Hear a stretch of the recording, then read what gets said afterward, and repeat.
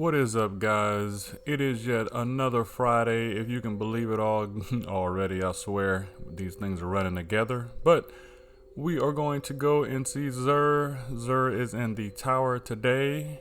My arch nemesis is closer than ever, so if you land here in the tower and follow the path that I am on, we will go and see XUR.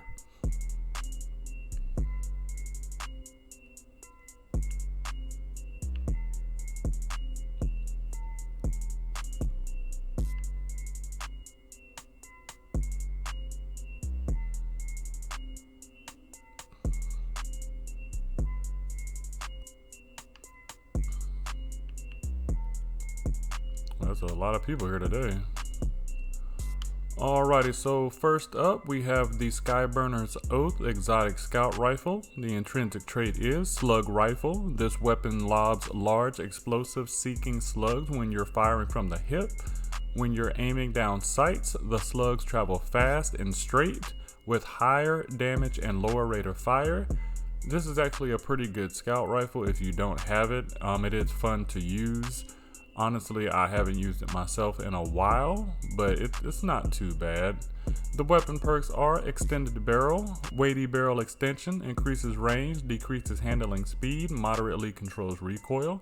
Extended Magazine, this weapon has a greatly increased magazine size, but reloads much slower. Greatly increases magazine size, greatly decreases reload speed. For the Empire, this weapon is full auto, does extra damage to Cabal, and penetrates Phalanx shields. And finally we have Short Action Stock. This weapon is especially easy to grip, greatly increases handling speed, and like I said, it's not a bad exotic to have, so if you do not have it, you can definitely pick it up. Moving on to the Hunter, we have the Lucky Raspberry chest piece. The armor perk is Probability Matrix, increases the chaining capabilities of arc bolt grenades, and has a chance to recharge it each time it deals damage. A full chain always recharges. This is not a bad chest piece if you are running the Arc Strider subclass, if you like to throw arc bolt grenades, but otherwise, in my opinion, I believe it is a waste of an exotic slot, but that is just me. Moving on, for the Titan, we have the Peacekeepers, which is ironic because Titans rarely keep the peace.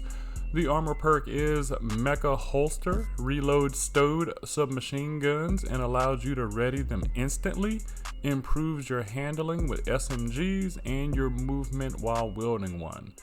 I personally do not see a lot of people wearing these. When the Recluse was around in its full glory, these things were pretty ridiculous, but now I'm not too sure, although if you do not have these, you can definitely go ahead and pick these up. For the Titan, next we have the Vesper of Radiance for the Warlock. The armor perk is Planetary Turret, Rifts release an arc shockwave when cast, Rift energy recharges faster when you are surrounded by enemies. Again, I run a Hunter, so I'm not 100% sure if this works as well, but from what I've seen and heard from other Warlocks, the Rift animation takes too long, so if you use this in the middle of a group, you'll probably die. But that's just what I've heard. Moving on, we have the Five of Swords. Again, this is for the old school Nightfalls. It lets you change the modifiers to increase the damage that you take and other things like that, as well as letting you change the Singe to Arc, Solar, or Void. So if you need to do any of the old school Nightfalls to achieve those scores, you can pick this up. Next we have the Tower, Invitation of the Nine. Completing all of the samples and the strike on this card will give you a tier 2 powerful reward. So if you are still climbing that power ladder, definitely pick this up, and you also get some pretty cool lore at the end. I'm actually going to pick it up for myself. Alright, and as we do every week, my glowing-eyed nemesis has yet to give me my chest piece, so we will see if he has climbed down off of his high horse and is willing to give it to me now. Let us see. Of course not. I don't even know why I care anymore.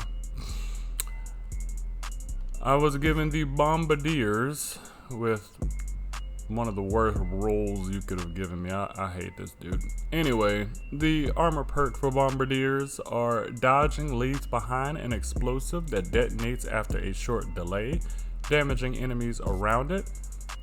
Do not get me wrong, this is actually a really fun exotic if you do not have it. If you get one in your Faded Engram, as I did, it is definitely something to run around and have fun with. It does a pretty decent amount of damage in Crucible and in PvE.